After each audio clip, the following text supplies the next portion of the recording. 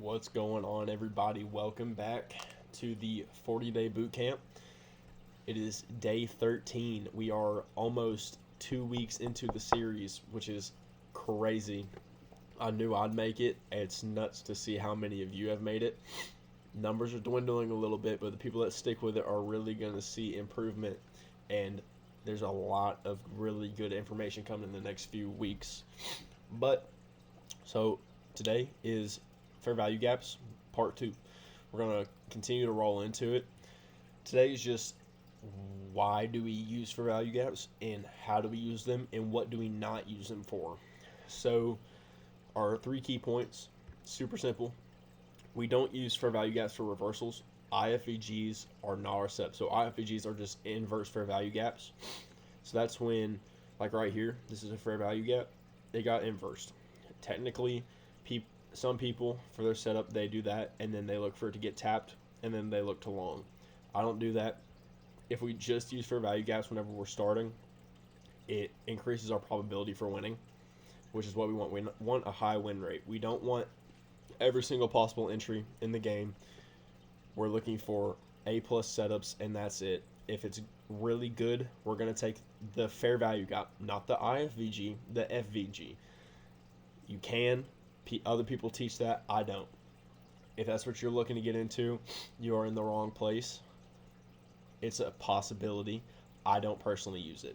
Not my cup of tea. But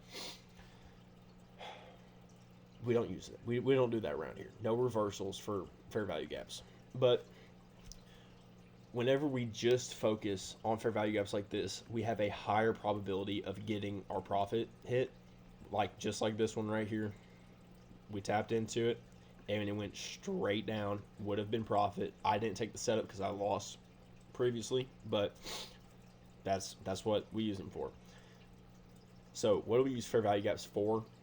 That is strictly our last confluence. You're looking for a break of structure or a continuation first, a liquidity sweep before it, and then your fair value gap to be formed. If you get all 3 of those and your fair value gap gets filled, that is our last confluence we're looking for, and then that dictates our entry point.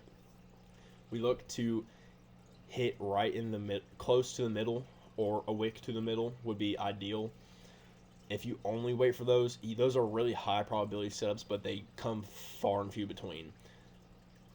So I just look for them to be tapped into with a weak bullish candle. If it gets too high up into the fair value gap, then I don't trade it, because up in here, it's a possibility for reversal and just lower probability of hitting profit. If the fair value gap gets touched too high up into it or gets inversed, we do not take the entry. It is not probable that we will get our profit. We will more than likely hit our stop loss, because that's the market wanting to reverse or rebalance itself out of a continuation. But super simple, super run of the mill. Not hard. If it gets filled, you take the entry. If you wait for just there's no such thing as the perfect setup. There's A-plus setups, but there's nothing that's perfect. It will never happen. The market moves in mysterious ways that nobody knows except for the market makers. But we use what we have. We use our confluences to make the best informed decision that we can. That's why we wait for our 2 other confluences and then our fair value gaps. That is why the fair value gap is the last thing. We don't just strictly enter off of a fair value gap, because it's not probable. That is not how you become profitable. You use multiple confluences to dictate your decision on if you enter or not. And being able to step away and say, no, that's not good enough, is the only way that we're going to be successful in this niche. But that's all I got today. Go through, journal, make sure you write this stuff down. This is super important.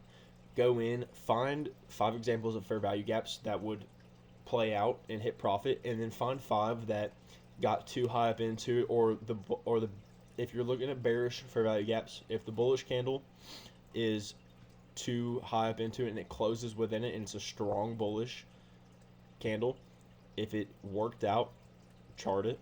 If it didn't, chart it. Chart every single fair value gap you can find. Find like 10. Find 5 that worked and would have hit profit, and 5 that would have been a good entry, but still the market rejected that and continued and would have hit stop loss. Go through, do that, dial it in, find them, be able to identify them. It's super important. Tomorrow, we are going to get into patience again. A lot of you strayed away from day 9. Go watch day 9. Tomorrow is going to be deeper into patience and why it's so important. It's the most important thing. Patience pays. It's my biggest thing that I say to everybody. It's my favorite line. But we'll be back tomorrow. Make sure y'all stay locked in. Stay active. Join the Discord. Great community. And we will be back tomorrow. So I will catch y'all later.